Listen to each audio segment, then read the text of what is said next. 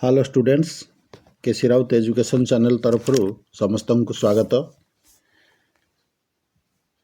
काली अच्छी तुमर साहित्य परीक्षा परीक्षा लगी कौन प्रकार भय कर आवश्यकता नहीं। एटा तुमर मातृभाषा ओएमआर मन कौड़ी आलोचना कर सारी। आज सब्जेक्टिव उपरे किछिटा पॉसिबल क्वेश्चन मु तुम सहित शेयर करी। आशा करी समस्त परीक्षा निश्चित भाव में भल हो। ताहले केते गुड़े रचना जोड़ा टी इम्पोर्टाट अच्छी तुम्हें से अनुसार प्रस्तुत हम। उदाहरण स्वरूप गोटे अच्छी पुस्तक पठनर आवश्यकता बा उपयोगिता एवं पिलामानंक उपरे मोबाइल रो प्रभाव समस्ते लिखिपार आराम से। उपक्रम पुस्तकर गुरुत्व पठन अभ्यास उपसंहार। अधिकांश पिला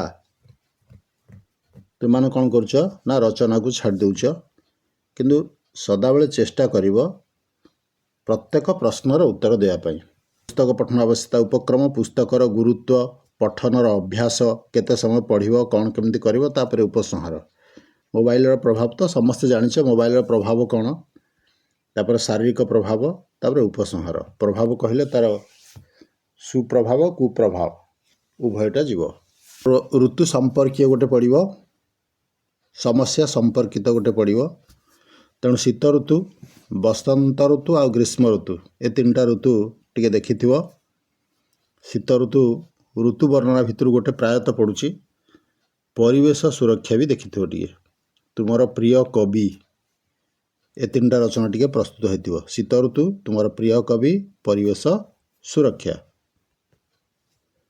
आजिर समाज रे युवगोष्ठीर भूमिका किंबा छात्र समाजर भूमिका से संपर्क रे गोटे रचना भी तुम्हें प्रस्तुत होइथिबो। तुम जीवनर लक्ष्य ओडिशार अरण्य संपद छात्र जीवन श्रृंखला। तुम एतक रचना निश्चित भाव में देखिथिबो। तुम जीवनर लक्ष्य ओडिशार अरण्य संपद छात्र जीवन श्रृंखला। रचना गुड़ा को तुम अनुच्छेद जमती उपक्रम प्रस्तुति कार्यान्वयन उपसंहार। उपक्रम अरण्य संपदर उपादेयता तार सुरक्षा और शेष कथा। छात्र जीवन में सेमती उपक्रम श्रृंखलार आवश्यकता विशृंखलार प्रभाव और उपसंहार। 4 गोटी अनुच्छेद करिकी साधारणतः तुम्हें प्रत्येक रचना को तुम्हें लिखिब। विद्यालय रे गुरु दिवस किपरि पालन कल वर्णना करी सांग निकट को पत्र।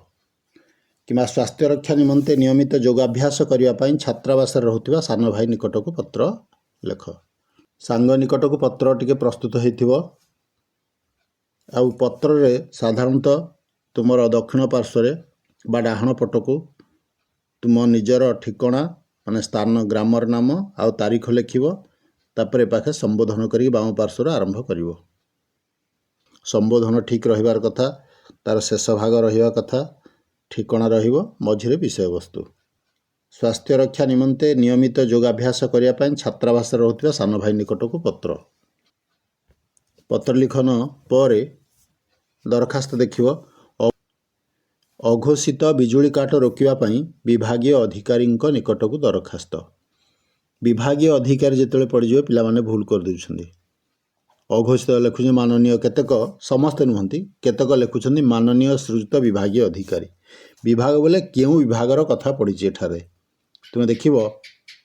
बिजुली काट हूँ आमर विद्युत विभाग। तुम लिखिब माननीय श्रीयुक्त विद्युत विभागीय अधिकारी। तुम अंचल जो विद्युत विभाग अच्छी सेक्शन इलेक्ट्रिकल सेक्शन ऑफिसर जोटा रही सेक्शन जोटा रही से स्थान ना लिख कि जेकोसी स्थान गोटे ना लिखिपार। तुम ब्लॉक हेडक्वार्टर हो कि जो तुम विद्युत विभाग सेक्शन अच्छी से स्थान ना लिख माननीय श्रीयुक्त विद्युत विभागीय अधिकारी। जेहेतु एटा सेक्शनल ऑफिसर तेणु गोटे विद्युत विभागीय अधिकारी। मानकर स्वास्थ्य विभाग जदि रही जिला मुख्य स्वास्थ्य अधिकारी से स्थान लिख। स्काउट किंबा गाइड रे जोग देवाई प्रधान शिक्षक निकट को दरखास्त।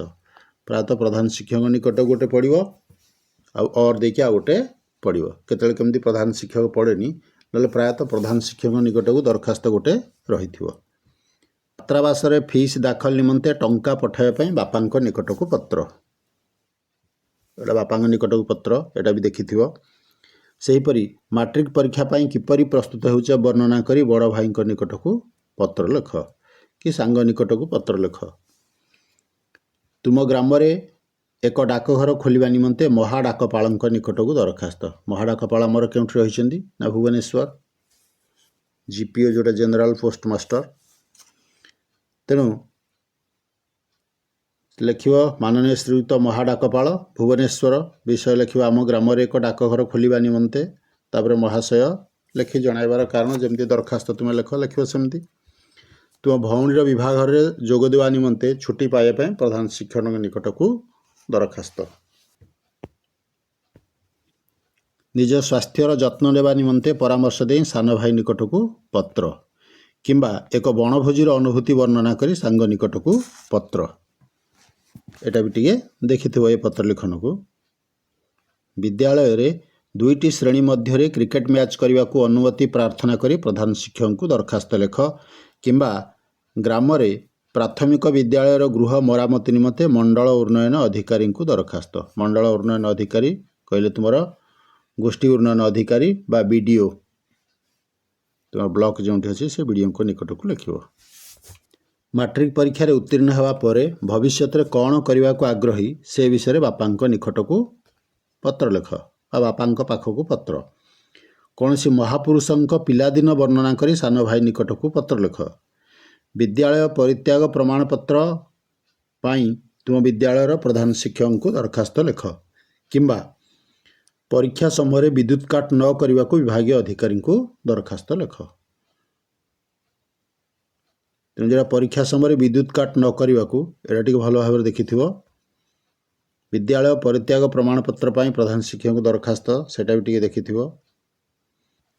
ତାପରେ ସରଳାର୍ଥ। ଅଧିକାଂଶ ପିଲା ସରଳାର୍ଥ ତୁମେ ଛାଡ଼ୁଛ। ସରଳାର୍ଥ ସବୁଠୁ ସହଜିଆ। ଯେକୌଣସି ସରଳାର୍ଥ ପଢ଼ିଲେ ତୁମେ କେଉଁ ପାଠରୁ ଆସିଛି ଆଉ ତାକୁ କିଏ ଲେଖିଛି ସେ ପାଠ ନାଁ ଆଉ ଲେଖକଙ୍କ ନାଁ ଲେଖିଦେଲେ ତୁମକୁ 1 ମାର୍କ ପାଇବ। ଆଉ ତା'ର କେନ୍ଦ୍ରୀୟ ଭାବଧାରା, ନଳିନୀ ପତ୍ରରେ ଯେହ୍ନେ ପଡ଼ନ୍ତେଣ ପାଣି ପୃଥିବୀ ଦଲ ଦଲିତ କମ୍ପଇ ମେଦିନୀ। ଏହାର କେନ୍ଦ୍ରୀୟ ଭାବଧାରା କ'ଣ? ଏଠାରେ ଯେହେତୁ ଏଟା କବିତା, ତେଣୁ ଏ କବି ଲେଖିବ। ପ୍ରବନ୍ଧ ହେଲେ ପ୍ରାବନ୍ଧିକ ଲେଖିବ। ତେଣୁ ଏଠାରେ କବି କ'ଣ କହିଛନ୍ତି ସେଇଟା ଲେଖିଲେ 1 ମାର୍କ। ତାପରେ ପୂର୍ବାପର ପ୍ରସଙ୍ଗ ସହ ବୁଝେଇବ, ସେଇଟା ହେଉଛି 3 ମାର୍କ। କେଉଁଠି ହଜିଛି ଖୋଜି ଦେ ମୋର ଚେତନାର ଚାବି କାଠି, ଏ ଦୁଇଟା ଟିକେ ଦେଖିଥିବ। ଏହା ମଧ୍ୟ ତାଙ୍କ କୃତକର୍ମର ପରିଣାମ, କିମ୍ବା ସତେକି ଜଳ ସ୍ଥଳକୁ 2 ଭାଗ କରି ତାଙ୍କ ଅନ୍ତରର ଦ୍ୱନ୍ଦ୍ୱ ଗୋଟିଏ ଛୋଟ ପାହାଡ଼ ଆକାରରେ ମୁଣ୍ଡ ଟେକିଛି।